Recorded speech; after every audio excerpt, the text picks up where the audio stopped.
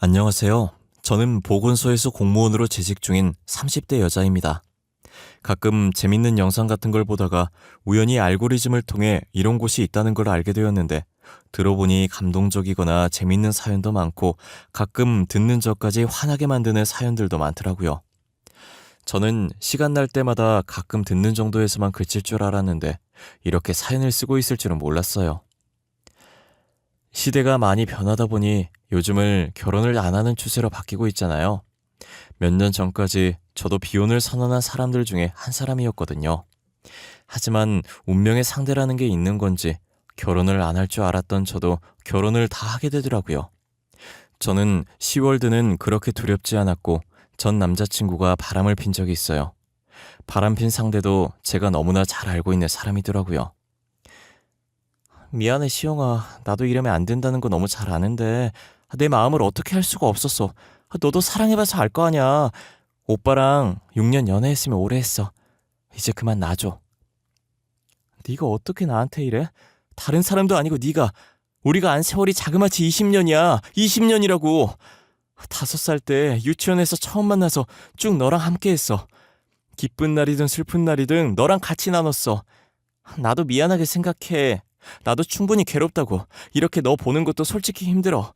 그러면 안 된다고 수십 번 다짐했는데 잘 안 되는 걸 나보고 어떡하라고. 오빠도 나한테 오겠다잖아. 그래, 그 쓰레기 너한테 버려줄게. 그리고 나 지금부터 너도 버릴 거야. 다른 애들한테도 다 말할 거야. 너가 내 남자친구 뺏어서 사이 쫑났다고. 저를 두고 누구를 만났나 추궁하다가 거의 제 평생을 함께한 20년지기 친구였다는 사실을 알고 충격에 누구도 못 믿겠다 싶어서 비혼을 선언했었어요. 다시는 연애 같은 걸 하면서 시간 낭비하지 않겠다고 생각했을 정도였어요. 하지만 3년이라는 시간이 지나니 저도 많이 무뎌져 있었고 이제 그날을 떠올려도 아무렇지 않더라고요. 그 사이 저는 간호학과를 졸업하고 보건소에서 근무하고 있었어요. 대학병원에서 1년 반 정도 근무했었고 너무 힘들어서 선배 추천을 받고 보건소로 이직을 하게 됐어요. 금연 클리닉을 담당했었는데 잠시 쉴 때마다 SNS를 둘러보곤 했었어요. 그러다 우연히 낯익은 계정이 있길래 들어가 봤는데 전 남자친구 계정이었더라고요. 간혹 다른 친구를 통해서 그들의 소식을 전해 듣곤 했어요. 야, 너 그거 들었어? 전에 네 남친 뺏은 애 말이야. 우연히 내 친구가 걔랑 알아서 전해 들은 건데 걔 그 남자랑 결혼했다가 애까지 낳았는데 그 남자 또 바람펴서 이혼했다더라. 뭐? 그게 진짜야? 걔네 결혼한 지 2년밖에 안 되지 않았나? 그러니까 20년지기 친구 남자친구 뺐더니 꽃이다 벌 받은 거지 뭐. 너한테 한 대로 지가 당한 거가 아니야. 아유, 그러게 임자 있는 남자를 왜 꼬셔서 자기 신세 망치고 있냐?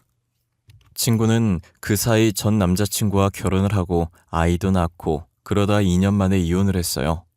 아이는 친구가 키우기로 한 것인지 전 남자친구 SNS에 아이 사진이 다 삭제되어 있더라고요. 그렇게 죽고 못 살 것처럼 굴더니 사랑의 유통기한이 겨우 2년 반밖에 되지 않았어요. 저는 남의 눈에 눈물 나게 해서 두 사람 눈에 피눈물 나는 거라고 통쾌했어요. 누군가 제 앞에 서 있는 것도 모를 정도로 전 남자친구 SNS에서 사라진 친구의 흔적을 보고 소리 없이 입술을 깨물면서 웃고 있었어요. 그렇게 한참을 웃고 있는데 제가 앉아있는 책상을 누가 손가락으로 똑똑 두드리더라고요. 저는 놀라서 움찔거리면서 앞을 쳐다봤어요. 또 오셨어요? 아직 금연 못 하신 거예요? 한동안 안 보이시는 것 같아서 금연하신 줄 알았는데. 저 금연했어요. 이제 담배랑은 완전히 끝! 오늘은 금연 때문에 여기 온 게 아니라 시영쌤, 아니 시영씨한테 볼 일이 있어서 온 거예요. 네? 저한테요? 저한테 무슨 볼 일이... 혹시 저번 교육에 뭐 두고 가신 거라도 있으세요? 진짜 눈치 없으시네요. 저 시영씨한테 관심 있어요. 그래서 데이트 신청하러 온 거예요. 혹시 오늘 마치고 시간 되세요? 괜찮으시면 저랑 같이 저녁 드실래요? 제가 평소에 누군가가 제게 데이트 신청을 하면 대부분 거절하는 편이었거든요. 그런데 이상하게 그날을 저도 모르게 거절하지 않았고 그러자고 고개를 끄덕거렸어요. 될 사람은 어떻게든 된다고 이 사람이 제 운명의 짝이었다는 걸 알고 저도 알고 있었나 봐요. 같이 저녁을 먹는데 거부감도 안 들었고 오히려 말도 잘 통하고 편했어요. 저도 제가 이렇게 잘 웃는 사람이라는 걸 그때 알게 됐을 정도로 많이 웃었던 것 같아요. 그렇게 저희는 3번 정도 가볍게 저녁을 함께 하다가 연애를 시작하게 되었어요. 다시는 연애할 수 없을 줄 알았는데 이렇게 연애를 하게 되니 느낌이 이상했어요. 남자친구는 저보다 나이가 3살 적었고 사귀면서 알게 된 사실인데 철없던 어린 시절에 사고쳐서 결혼했다가 이혼 후 혼자 딸을 키우고 있더라고요.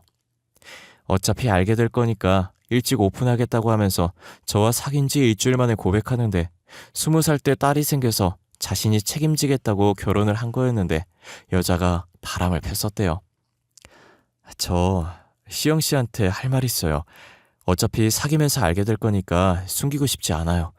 사실 저한테 5살짜리 딸이 하나 있어요. 20살 때 사고 쳐서 일찍 결혼했거든요. 그럼 이혼하신 거예요? 당연히 이혼했으니까 저랑 만나고 계시겠죠. 질문이 조금 이상했네. 혼자서 딸 키우고 계신 거예요? 네, 와이프가 바람을 펴서 이혼하게 됐는데 자기는 아이 데리고 갈 생각이 없다더라고요. 그래서 제가 키우겠다고 했어요. 어차피 딸도 엄마에 대한 정이 없어서 저한테 오려고 했고요. 그러셨구나. 저도 남자친구가 제 20년지기 친구랑 바람피는 바람에 헤어졌거든요. 저는 다시는 연애 안 할 줄 알았어요. 그냥 준현 씨만 과거 말하면 민망할까봐 저도 말해봤어요. 늘 밝은 사람이었고 저한테도 좋은 에너지를 많이 줘서 몰랐는데 저와 같은 아픔이 있었더라고요. 같은 경험을 해서 그런지 서로를 더 이해하게 되고 저희 관계가 더 단단해진 것 같은 느낌이 들었어요.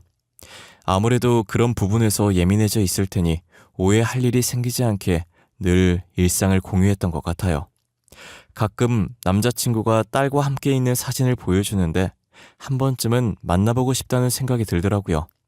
그래서 망설이다가 용기를 내서 딸아이가 보고 싶다고 했고 남자친구는 제 말에 활짝 웃으면서 딸에게 관심 가져줘서 고맙다고 말하더라고요.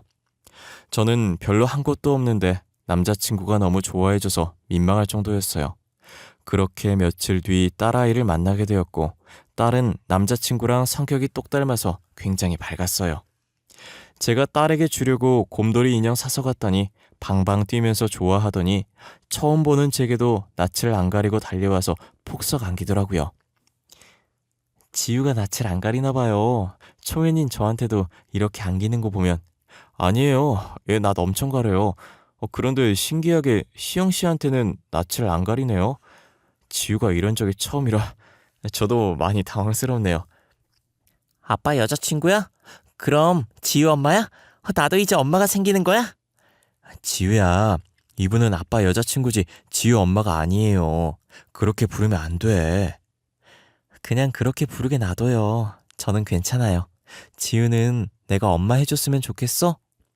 오늘 처음 봤는데 내가 어떤 사람인 줄 알고 엄마라고 부르는 걸까? 좋은 사람. 곰돌이 인형 사온 사람은 좋은 사람이야. 엄마, 저랑 오늘 소꿉놀이에요. 며칠 전에 아빠가 소꿉놀이 장난감 사줬어요. 그거 같이 해요. 남자친구는 딸의 행동에 난처한 듯 어쩔 줄 몰라 했고 저는 딸의 손에 이끌려서 소꿉놀이도 해주고 책도 읽어주면서 열심히 놀아줬어요.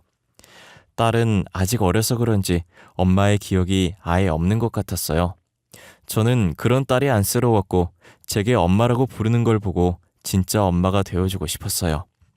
딸은 열심히 놀고 지쳤는지 제가 책을 읽어주고 있었는데 조용해서 보니 잠이 들었더라고요.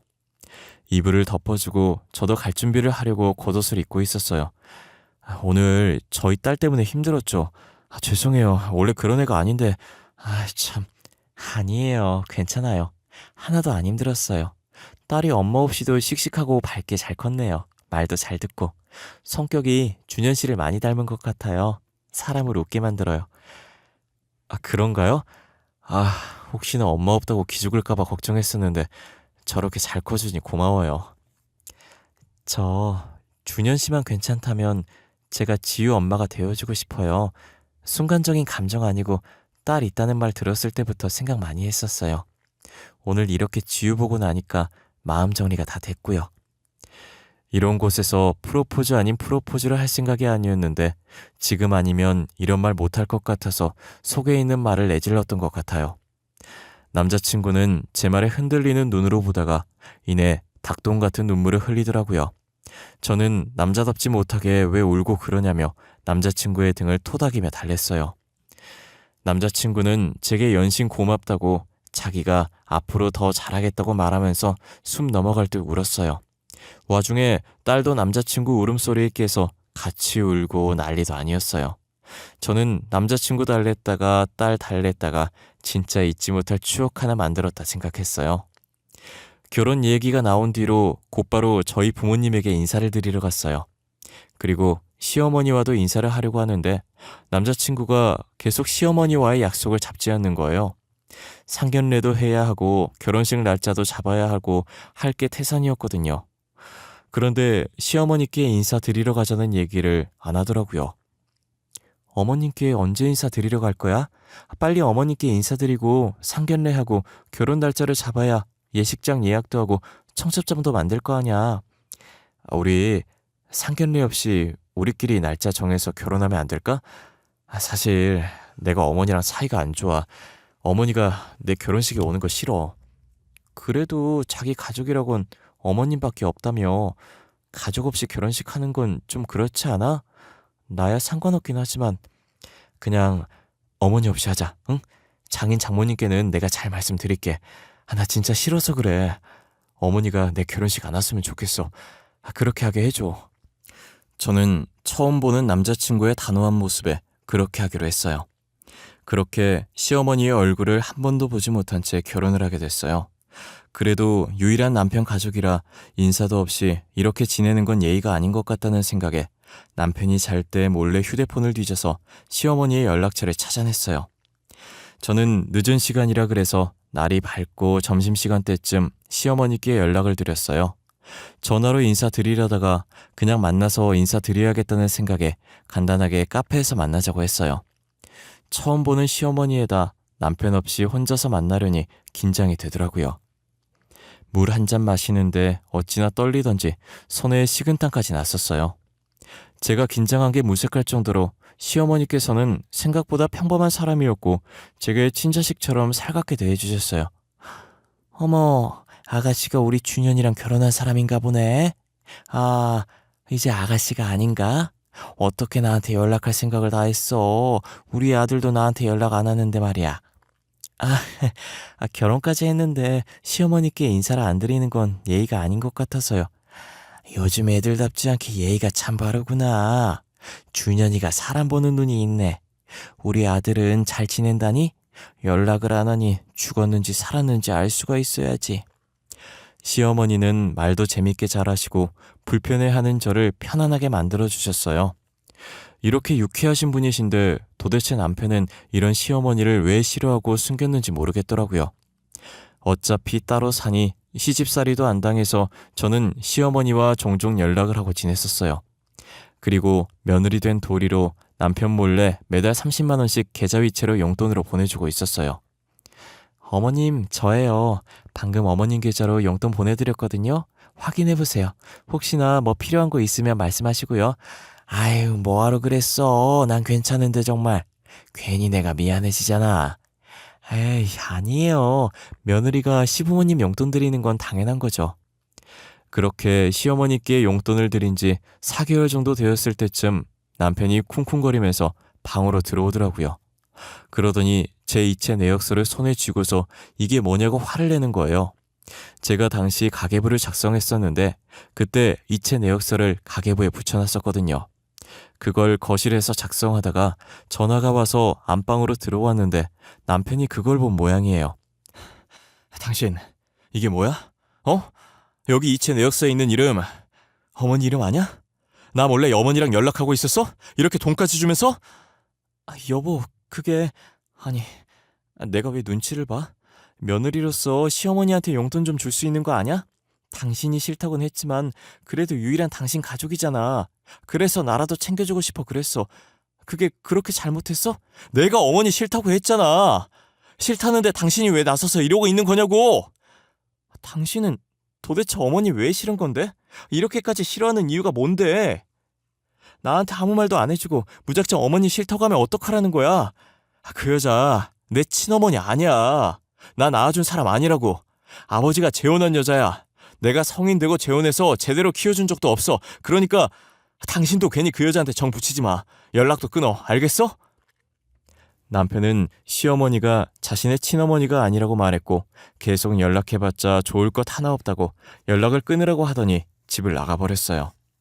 저희는 여지껏 큰 소리 한 번 내본 적 없었는데 그날 처음으로 부부싸움이라는 걸 해봤어요.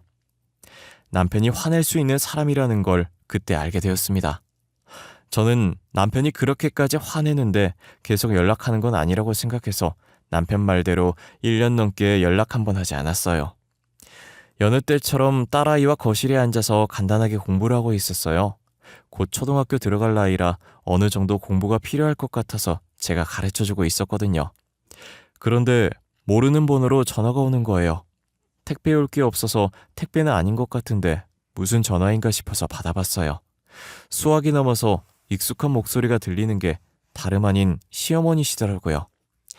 아가, 나다. 혹시 내 번호 차단했니? 아무리 연락을 해도 안 받더니 내가 번호 바꾸고 연락하니 받네. 나 정말 서운해. 그게 저번에 버튼 잘못 눌러서 연락처가 다 날아갔었는데 제가 모르는 번호를 안 받아서요. 어머님 번호를 못 이어서 어머님 전화인 줄 몰랐어요. 오늘은 중요한 택배 올 게 있어서 받아본 거고요. 그랬니? 난 그것도 모르고 괜히 오해할 뻔했잖아. 아니, 내가 너한테 전화한 건 다름이 아니라 내가 몸이 좀 안 좋아서 입원을 해야 하는데 병원비가 없어서 말이야. 지금 좀 급한데 100만 원만 보내줄 수 있니? 많이 안 좋으세요? 어디가 얼마나 안 좋으신 거예요? 많이 안 좋은 건 아니고 허리를 조금 다쳤어. 그래서 입원하면서 치료를 받아야 한다네? 근데 내가 돈이 없어서 입원을 못하고 있어. 염치 없지만 너한테 병원비 좀 부탁하려고 연락했어. 아니에요. 다른 것도 아니고 아파서 병원 가신다는데 제가 드려야죠. 그때 그 계좌로 보내드리면 되는 거죠? 제가 바로 보내드릴게요. 저는 시어머니께서 아프다는 소리에 더 생각할 것도 없이 바로 돈을 보내드렸어요. 이제껏 용돈도 못 준 게 미안해서 100만 원 보내달라는 거 150만 원 보내드렸습니다. 그런데 다음 달에 또 연락이 오신 거예요. 아가, 이런 일로 계속 연락하면 안 되는 거 아는데 50만 원만 어떻게 안 될까? 내가 월세를 내야 하는데 돈이 없구나. 50만 원이요? 어쩌죠? 이번 달에 저희가 지출이 많아서 조금 힘들 것 같은데 내가 진짜 급해서 그래. 집주인이 오늘 안 내면 당장 집을 빼라잖니. 내가 오죽 부탁할 곳이 없으면 너한테 부탁을 다 하겠니? 알겠어요. 이번이 마지막이에요. 다음부턴 어떤 이유도 안 드릴 거예요. 저는 시어머니가 급하다고 당장 집에서 쫓겨나게 생겼다고 하시길래 돈을 드렸어요. 그런데 그 다음 달에도 또 돈을 달라고 연락이 온 거예요. 병원비에 월세, 이젠 보험비가 연체됐다고 하더라고요. 아가, 내가 진짜 미안해. 당장 60만 원만 어떻게 안 될까? 보험비가 2달치 밀렸다고 지금 안 내면 해지해야 된다더라고. 해지하면 원금도 못 찾는다던데 그동안 넣은 게 얼마나 아까워. 어머님, 제가 저번에도 마지막이라고 다음부턴 돈 안 드리겠다고 분명히 말씀드린 것 같은데요. 그래, 미안하다. 나도 염치도 없지. 아무리 돈 빌릴 데가 없어도 며느리 돈을 뜯어. 내가 다시는 이런 부탁 안 하마. 정말 미안하구나. 끊으마. 어머님, 이번이 진짜 마지막이에요. 다음부턴 없어요. 알겠죠? 고맙구나. 진짜 너무 고마워.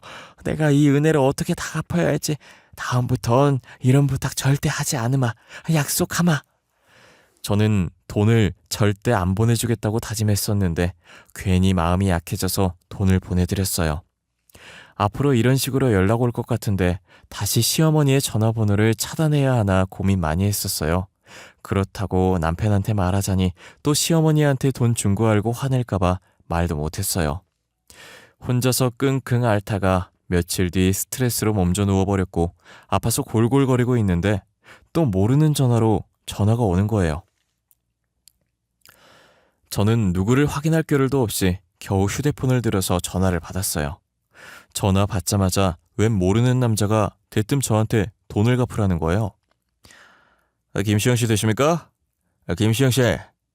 김시영 씨께서 저희한테 갚아야 할 돈이 있는데 아직 안 갚아서 이렇게 연락을 드렸는데요.